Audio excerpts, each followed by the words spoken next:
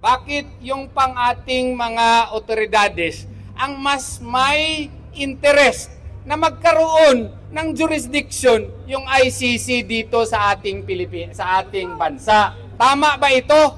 Hindi po ito tama. Kaya nga po, yung ating mga lawyers, kasi dinala na talaga siya doon. Ipatuloy natin yung kaso natin dito, no? Kasi parang kidnapping po ang nangyayari insofar as the war on crime is concerned here in our country. Anong ibig sabihin nito? So kung wala pong proceedings po sa korte, sa pre-trial chamber, may trial chamber, meron din yan, appeals chamber po yung ICC. Kung wala pong proceeding doon, so wala na sanang exception. Wala na talagang jurisdiction ang ICC dito sa Pilipinas.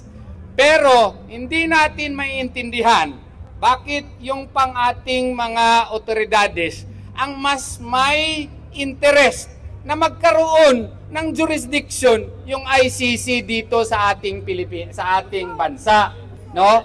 Siguro meron sila mga political agenda dito, no? Kaya ang akin lamang pong ini-insist na since wala nang jurisdiction yung ICC dito, meron naman tayong korte. Kung may mga kasong gusto i-file against kay President Rodrigo Duterte, buhay po ang ating prosecutor's office. Buhay po ang ating korte. Ang tawag nga niyan, complementarity principle under the international law. Dapat i-exhaust muna ang domestic remedies dito kasi ang ICC is a court of last resort, no?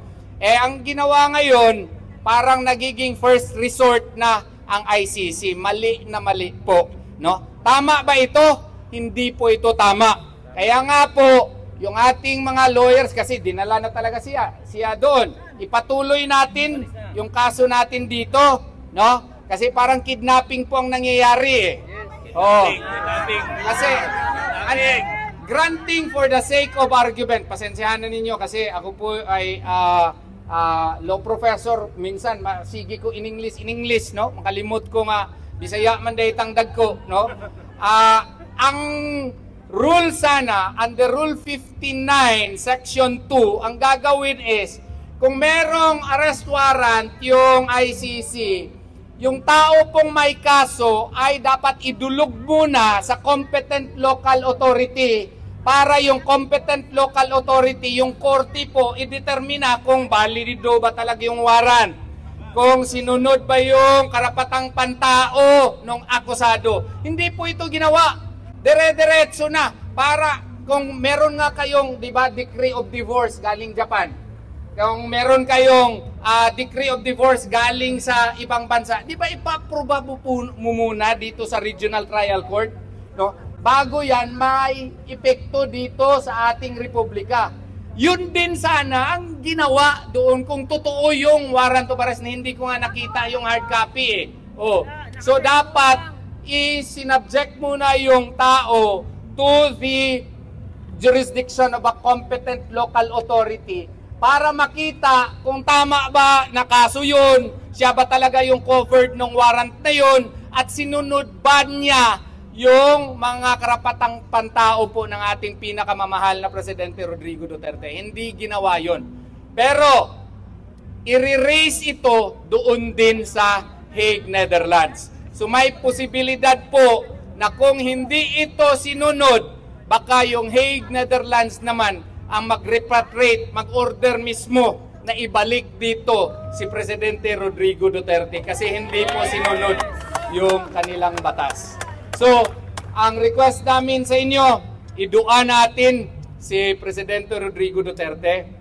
We will pray hard for him so that his lawyers in Hague, Netherlands will be able to defend for his rights and they would be able to assert his rights in the court in Netherlands at saka ipag-pray din natin, idua din natin ang ating bansa. Kasi parang ibang-iba na ang ating bansa ngayon, no? Ibang-iba na talaga.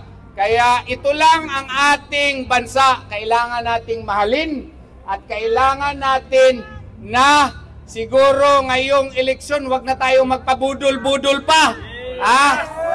Suportahan natin, vote straight tayo. Anong sabi ni Tatay Digong? Yung mga senador niya dapat botohan natin lahat. Yes! Kasi baka ang gagawin po ay sunod na naman nilang itira ay ating pinakamamahal na si Vice President Sara Duterte. Baka i-trial, ipa-impeach. Mabuti talaga na kung yung ating mga kandidato, iluklok natin silang lahat doon kasi sila po ang magdidepensa kay Vice President Sara Duterte.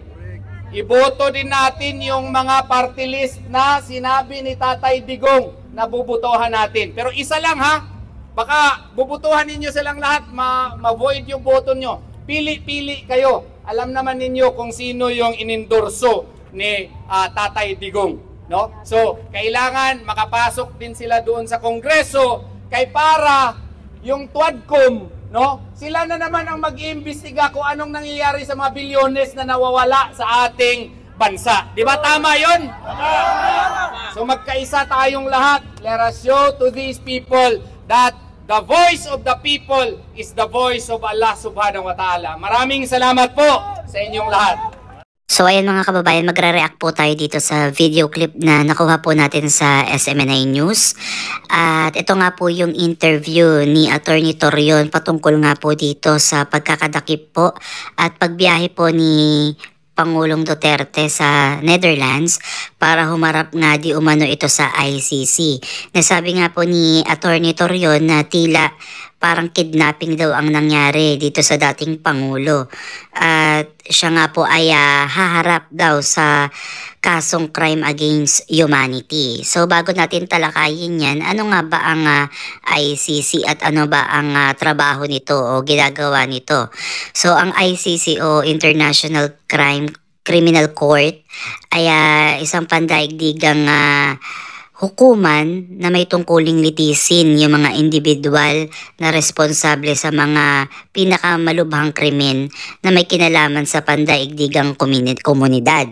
So ayon sa mga ulat, si dating Pangulo nga daw ay humaharap sa kasong crime against humanity. So alam naman natin na yung tinutukoy nila dito is yung naging war on drugs ni Tatay Digong, no? Nung siya pa ay nanunungkulan bilang Pangulo ng Pilipinas.